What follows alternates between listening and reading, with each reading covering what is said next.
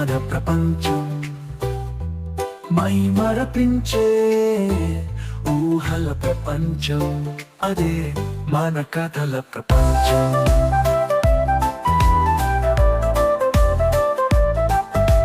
Welcome to our story world.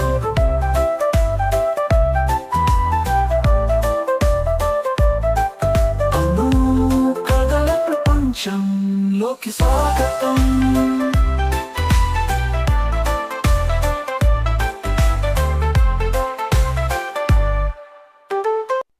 Hi friends, నా కథల ప్రపంచంలోనికి అందరికీ స్వాగతం. ఇవాళ నేను చెప్పబోతున్న కథ 25 ఏళ్ల నాటి చందమామ కథ, మంచికి మంచి. మరి కథలోకి వెళ్ళిపోదామా? అనగా అనగా ఆనందపురం అనే ఊర్లో కాంతివర్మ అనే ధనవంతుడు ఉండేవాడు. అతడికి సంతానం లేకపోవడం తీరని బెంగగా ఉండేది. ఆ ఊరికి ఒకనాడు ఒక యోగి వచ్చాడు. ఆయన అస్తమానము సంచారం చేస్తూ ఉంటాడు. ఏ ఊళ్ళోనూ 3 రోజుల కన్నా ఎక్కువ ఉండడు. అతనిచ్చే ప్రసాదం కోసం జనం ఎగబడతారు. ఆ ప్రసాదం మహిమలో అందరికీ అంత నమ్మకం ఉండేది. కాంతివర్మ ఆ యోగిని సందర్శించి తన సంతానహీనత గురించి చెప్పుకున్నాడు. ఆ సమయానికి పాలు తాగబోతున్న యోగి ఆ పాలలో కొంచెం ఒక దొన్నెలో పోసి కాంతివర్మకిస్తూ, ఈ పాలను నీ భార్య ఒక్క గుక్కలో తాగినట్టయితే నీ కోరిక నెరవేరుతుంది అని చెప్పాడు. కాంతివర్మ ఆ పాలను తీసుకువెళ్లి తన భార్యకిచ్చి, దీన్ని ఒక్క గుక్కలో తాగు అని చెప్పాడు. కాంతివర్మ భార్య ఆ దొన్నెను తాను పూజ చేసుకునే దేవుడికి నైవేద్యం పెట్టి తీర్థం పుచ్చుకుంటున్నట్టుగా చేతిలో పోసుకుని కళ్ళకద్దుకుని 2 పుడిసెళ్లు చేసి తాగింది. తర్వాత ఆమె గర్భం ధరించింది. కాలక్రమేణా ఆమెకు 2 ఆడపిల్లలు కలిగారు. పిల్లలు చాలా అందంగా ఉన్నారు. కానీ వారు పాకే దశ వచ్చేసరికి ఇద్దరికీ కూడా ఒక్కొక్క కాలు బలహీనంగా ఉన్నట్టు బయటపడింది. ఒక కాలు అవుడు కావడం చేత వాళ్ళు సరిగా నడవలేకపోయేవారు. కాంతివర్మ ఎంతో ధనం ఖర్చు చేసి తన పిల్లల అవిటి కాళ్లకు ఎన్నో చికిత్సలు చేయించాడు. కానీ ఏమీ ఫలితం లేకపోయింది. పిల్లలు చూడబోతే చక్కని చుక్కలు, కానీ ఇల్లు దాటిపోలేరు. తమ అవిటి నడక ఎవరైనా చూస్తారని వాళ్లకు సిగ్గు. మగపిల్లలైనా కుంటితనమంతా బాధించకపోవునేమో, వీళ్ళు ఆడపిల్లలయ్యారు. అయినా కాంతివర్మ తన పిల్లలను ఎంతో ప్రేమగా పెంచుతూ వచ్చాడు. తిరిగి 12 ఏళ్లకు ఆ యోగి ఆ గ్రామం మళ్లీ వచ్చాడు.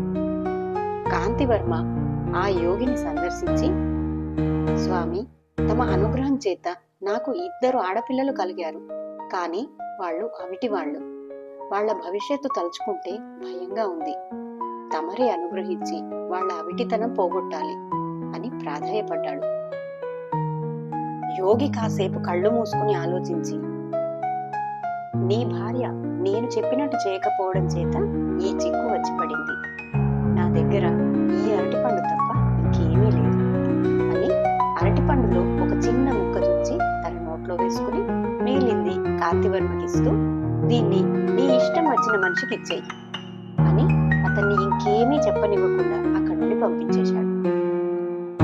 కాంతివర్మ ఆ అరటిపండు తీసుకుని దాన్ని తన కుమార్తెలిద్దరిలో ఎవరికివ్వడానికి పాలుపోక మనసులో ముజ్జాటన పడుతూ ఇంటి దారి పట్టాడు. అవుడు 2 పిల్లలకు ఉన్నదని తెలిసి యోగి ఒక్కరికే ప్రసాదం ఎందుకు ఇచ్చాడు? ఈ ప్రసాదంతో ఒక్క పిల్లకే అవును నయమైతే 2వ పిల్ల ఎంత బాధపడుతుందో. ఇద్దరినీ సమానంగా ప్రేమించుకునే తాను మాత్రం ఒక పిల్ల అవుపోయి 2వ దాన్ని పోకపోతే ఎంతగా బాధపడవలసి వస్తుంది. ఇలా ఆలోచిస్తూ తల వంచుకుని నడుస్తున్న కాంతివర్మ ఎవరో ఏడుస్తూ ఉండడం విని తల ఎత్తి చూశాడు. ఒక బావి దగ్గర ఒక యువతి కూర్చుని ఏడుస్తుంది.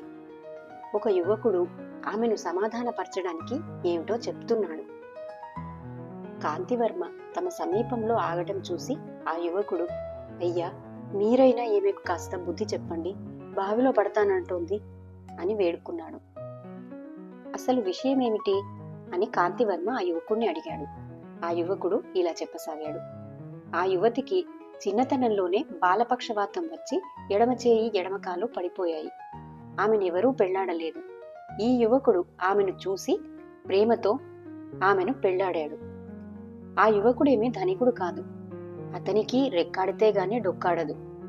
అతను తన భార్యకు ఇంటి దగ్గర అవసరమైన ఉపచారాలన్నీ చేసి పనిచేసేటందుకు బయటకి పోతూ ఉండేవాడు. కొంతకాలం ఇలా జరిగాక తన భర్త తన కోసం పడుతున్న కష్టాన్ని ఆమె సహించలేకపోయింది. అన్ని పనులు అతను చేసి పెడుతూ ఉంటే తాను కదలకుండా కూర్చుని చేయించుకోవడం ఆమెకు చాలా ఘోరంగా కనపడింది. తాను ఆత్మహత్య చేసుకుంటే తన భర్త ఎక్కడైనా ఇంకొకతను చూసి పెళ్లి చేసుకుని సుఖపడతాడని ఆమె నిశ్చయించుకుంది. ఈమెకు కాలు చేయి అవుడని తెలిసే నేను పెళ్లి చేసుకున్నాను. ఈమె చచ్చిపోతే నేను అలాగే చచ్చిపోతాను. ఆ మాట కాస్త ఈమెకు అర్థమయ్యేటట్టు మీరైనా చెప్పండి అన్నాడా యువకుడు. యోగి ఇచ్చిన ప్రసాదాన్ని ఆ యువతికిచ్చి ఆ దంపతుల కష్టాలు తొలగించాలన్న కోరిక కాంతివర్మకు తీవ్రంగా కలిగింది.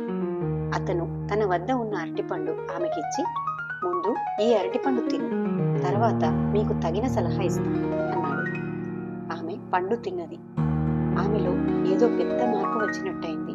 ఆమె చివాల్న లేచి నిలబడి చేతులు రెండూ ఎత్తి జోడించి కాంతివర్మకు నమస్కారం చేసింది. ఆమె భర్త పొందిన ఆశ్చర్యానికి ఆనందానికి అంతులేదు. మీ కష్టాలు తీరాయి, ఇక వెళ్ళిరండి అని కాంతివర్మ వారిని సాగనంపి తాను ఇంటి దారి పట్టాడు. తాను అనుకున్న పని నెరవేరనందుకు బాధ కలిగినా ఒక కూతురు అవుడు సరి అయి రెండో దాని అవుడు అలాగే ఉండిపోవడంతో తనకు కలిగే బాధ తప్పింది కదా అని, ఒక సంసారం తన మూలాన సుఖపడింది కదా అని అతను తృప్తి పడ్డాడు.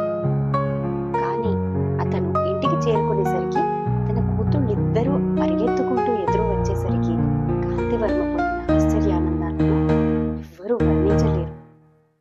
ఎలాంటి లాభాపేక్ష లేకుండా అతను ఒక కుటుంబానికి చేసిన మంచి తిరిగి అతని కూతుళ్ళకి మంచి జరిగేలా చేసింది.